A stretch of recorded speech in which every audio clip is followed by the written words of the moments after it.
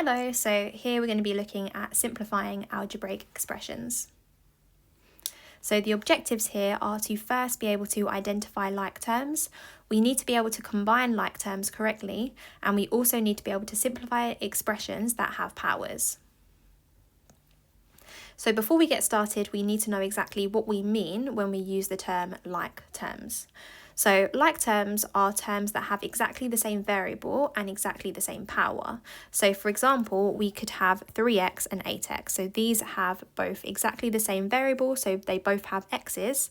So if we wanted to, we could combine 3x and 8x and we could add them to make 11x. So we're allowed to do that because they both have an x next to them.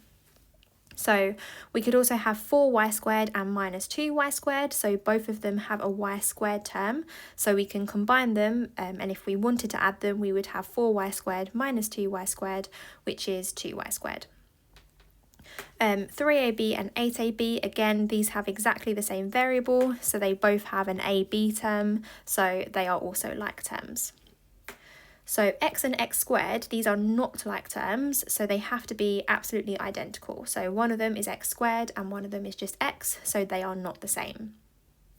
Y and z are also not the same because one's a y and one's a z, so they're completely different letters and they are therefore not like terms. So you can only add and subtract terms if they are like terms. So if you have 5x and 3x, you can add them to make 8x. If you have 7a and minus 2a, you can minus them to get 5a. And if you've got 4x squared plus x squared, so x squared by itself means 1x squared, so 4x squared plus 1x squared is 5x squared. So we're allowed to do this because they're like terms.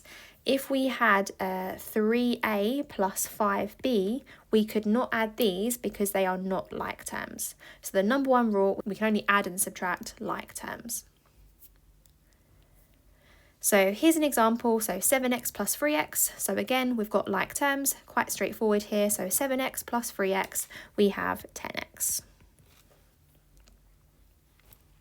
So here's another example. So this time we've got 4x plus 2y, take away x plus 5y. So the first thing we need to do is identify the like terms. So if I just underline the like terms, so we've got x terms, so 4x and minus x.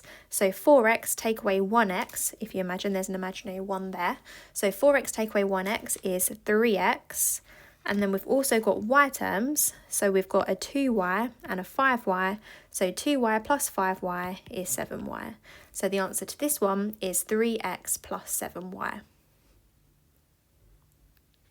Here's another example. So again, we need to first identify the like terms. So in this expression, we've got some x squared terms. So we've got a 3x squared over here and a 4x squared over here.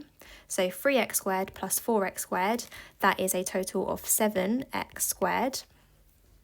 And then we've also got x terms, so we've got a 7x and a minus 9x, so 7x take away 9x, that is minus 2x. So we have 7x squared minus 2x, and that is the answer to that question. So in this example, we have 3x cubed plus 5x minus x cubed plus 7x. So again, I'm going to do the same as before. I'm going to underline my like terms. So in this case, we have x cubed terms. So I'm going to underline the 3x cubed and the x cubed by itself. So 3x cubed minus 1x cubed, so again, there's an imaginary 1 there, is 2x cubed. And then we've also got x terms. So we've got a 5x and a 7x. So 5x plus 7x gives us a total of 12x. So the final answer to this one is 2x cubed plus 12x. So the last example here, we have a common mistake. So x squared plus x squared. So a lot of people would answer this question and they would write down x to the power of 4. But it's not x to the power of 4. So we don't change the itself, we don't change the variable. So x squared plus x squared, we still have an x squared term. But in this case, if we have 1x squared plus 1x squared, we're going to have a total of 2x squared. So the answer to this one is 2x squared. So here's a typical exam style question. So you might get asked this towards the beginning of an exam paper. So if you're doing higher tier or foundation, you could get asked this question.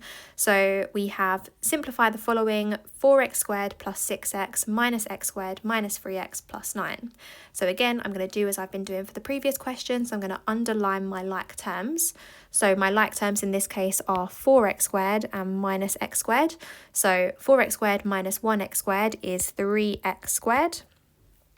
I've also got x terms, so I've got a 6x and a minus 3x. So 6x minus 3x is positive 3x. And then the term that I haven't really got anything to match up with is the plus 9. So I'm just going to put that plus 9 on the end. We can't do anything with that plus 9 because it's not 9x or 9x squared. It's just plus 9. So for 2 marks, you would have 3x squared plus 3x plus 9. So yeah, that is the final answer to that question. So here's some quick exam style questions on this topic. So if you want to pause the video for a couple of seconds, you can have a go at these.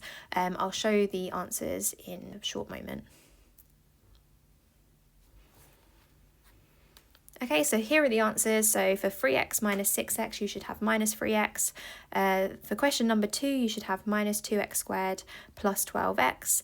And for question number 3, you should have minus p cubed plus p. So well done if you got those correct, but if you didn't, maybe have a relook through this video to see where you went wrong.